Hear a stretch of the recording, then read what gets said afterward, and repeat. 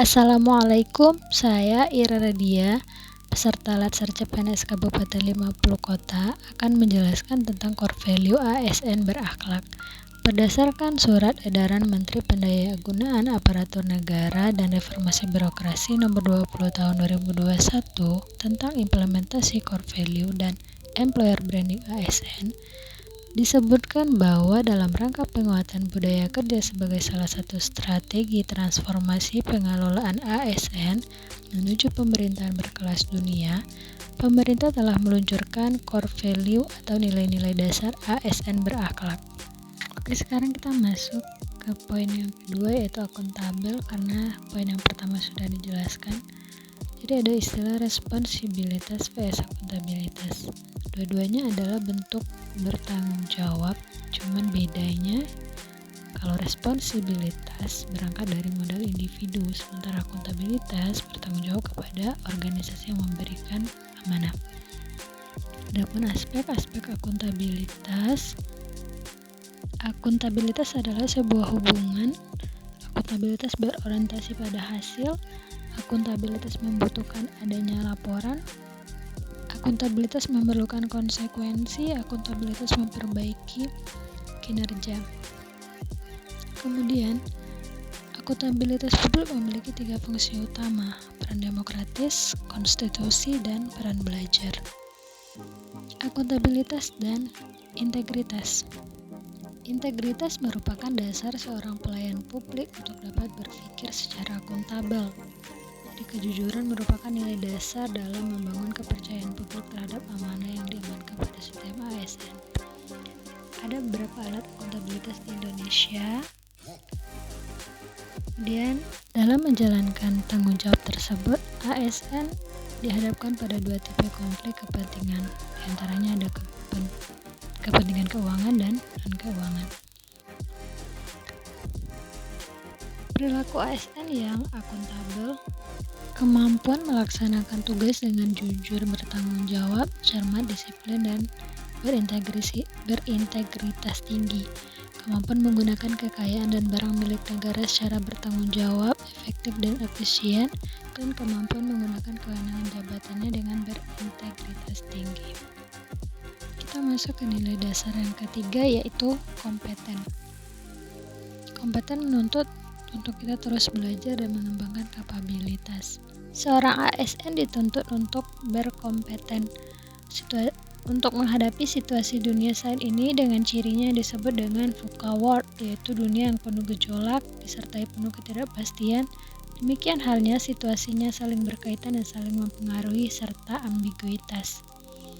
Selain tantangan dunia VUCA, kita juga menghadapi disrupsi teknologi, yaitu perubahan teknologi informasi bergerak lebih cepat dibandingkan dengan kemampuan banyak pihak dalam memanfaatkan kemajuan teknologi tersebut. Perilaku kompeten juga perlu diselaraskan dengan visi misi Presiden. Sesuai Permen-Pan RB nomor 38 tahun 2017 tentang standar kompetensi ASN, meliputi kompetensi teknis, manajerial, dan sosial kultural. Perilaku kompeten seorang ASN. Kemudian kita masuk ke nilai yang keempat, yaitu harmonis. Indonesia terdiri dari berbagai macam agama, ras, etnis, suku bangsa, budaya yang membuat kita beraneka ragam dengan semboyan Bhinneka Tunggal Ika. Kebinekaan dan keberagaman suku bangsa dan budaya memberikan tantangan dan potensi. Di antaranya, keuntungannya yaitu dapat mempererat tali persaudaraan, menjadi aset wisata yang dapat menghasilkan pendapatan negara, memperkaya kebudayaan nasional sebagai identitas negara Indonesia di mata seluruh dunia. Di samping potensi keuntungan, ada tantangan dari keanekaragaman, yaitu berupa disharmonisasi. Disharmonisasi yang menimbulkan pertentangan antar suku, disharmonisasi antar agama, antar ras, dan antar golongan yang dapat memecah belah persatuan dan kesatuan. Dalam menjalankan tugas pelayanan kepada masyarakat, ASN dituntut dapat mengatasi permasalahan keberagaman, bahkan menjadi unsur perekat bangsa dalam menjaga keutuhan NKRI. Panduan perilaku harmonis. 1. Menghargai setiap orang apapun latar belakangnya, suka menolong orang lain, membangun lingkungan kerja yang kondusif.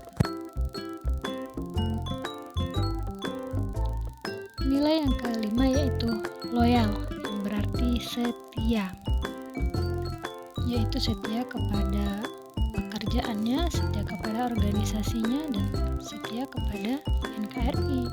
Adapun panduan perilaku loyal, 1. Memegang teguh ideologi Pancasila UUD 45, setia kepada NKRI serta pemerintahan yang sah.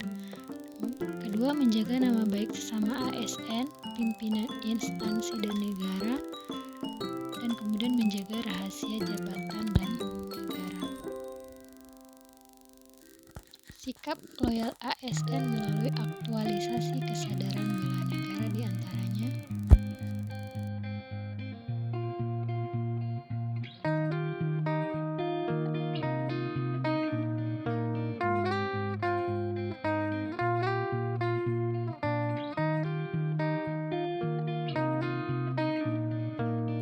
kita masuk nilai ke-6, adaptif.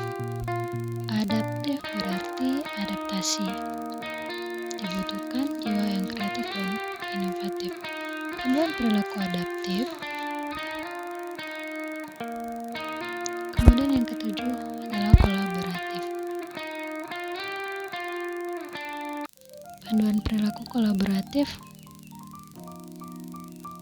Konkretisasi kolaborasi pemerintahan atau dikenal dengan istilah WOG, Whole of Government, atau pendekatan interagensi adalah pendekatan penyelenggaraan yang menyatukan upaya-upaya kolaboratif pemerintah dari keseluruhan sektor dalam ruang lingkup koordinasi yang lebih luas guna mencapai tujuan-tujuan pembangunan kebijakan, manajemen program, dan pelayanan publik.